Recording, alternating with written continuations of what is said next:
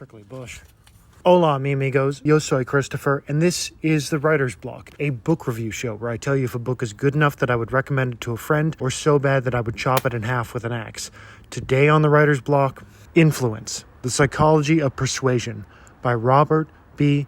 Cialdini. Influence is a sales book that walks you through a few psychological tricks that salespeople play on you to raise their odds in selling to you. The way it is told is this professor is kind of walking you through different steps in life, and he's also throwing in personal anecdotes, which gives it a very nice personal touch. It also seems like he's kind of a crazy scientist at a university where every time he gets swindled by someone, he runs back to all his research assistants and goes, he assigns them to a case. He's like, you need to figure out how this Boy Scout took all my money. I won't go through everything. I'll just go through the first rule, which is the rule of reciprocity. The idea that if you give someone something, they are more inclined to give you something back, whether that is a favor or maybe a concession. It highlights a group called the Hare Krishnas, which were a religious group that would stand on sidewalks and then give out small gifts, maybe a flower, as you're passing by. They make you accept this gift. And once you have accepted it, saying this is just a gift from us, they would later ask for a small donation to their charity. It's the giving of this gift and this rule of reciprocity, which is if someone gives you something, you are more inclined to give them something back. That is the psychological trick that they are talking about. I have seen this firsthand while traveling in Africa. I was waiting on a bus that was crossing the border, and all of these women selling souvenirs came up to the window. One of the women offered me this blue wristband. She just put it, this is for you. This is a gift. And I didn't want it.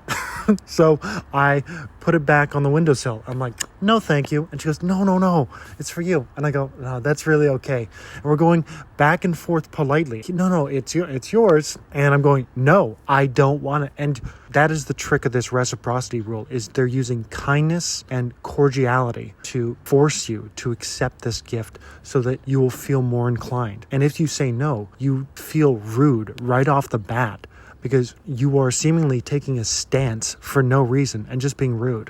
So I was just in this argument, passing this wristband back and forth, going, I don't want the wristband. No, you take the wristband. I don't want it. And that is the trick, is you have to be firm in not accepting it. They would even later go on to link this to the Jonestown massacre, where a bunch of people drank Kool-Aid and died. And there was one woman who said that she never accepted any favors from Jim Jones because she knew that it would make her feel indebted to him. A second part of this reciprocity rule is a term concession. Someone will make you an offer. You'll go, no, that's not for me.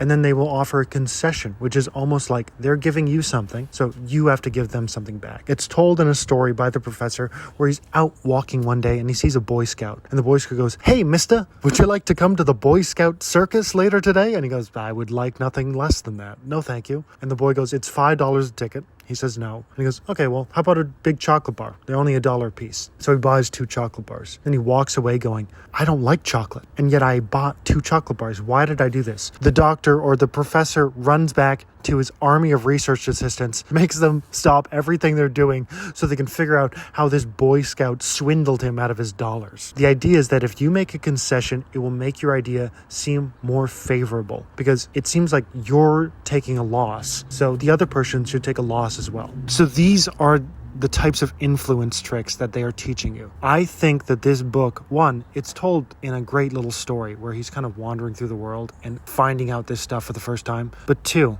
it is, depending on what side of the fence you're sitting on, a great sword or a great shield when it comes to sales techniques. You are either going to use this to sell to people, or I got hooked into a multi-level marketing scheme. Well, not hooked in. My friend set me up with a multi-level marketing scheme, which I did not know at the time. And this goes back to the rule of concessions. They are begging me to join. Please, sell our garbage. And I'm saying, no. And so after I have firmly said no, they go, okay, well, we're just trying to make our business.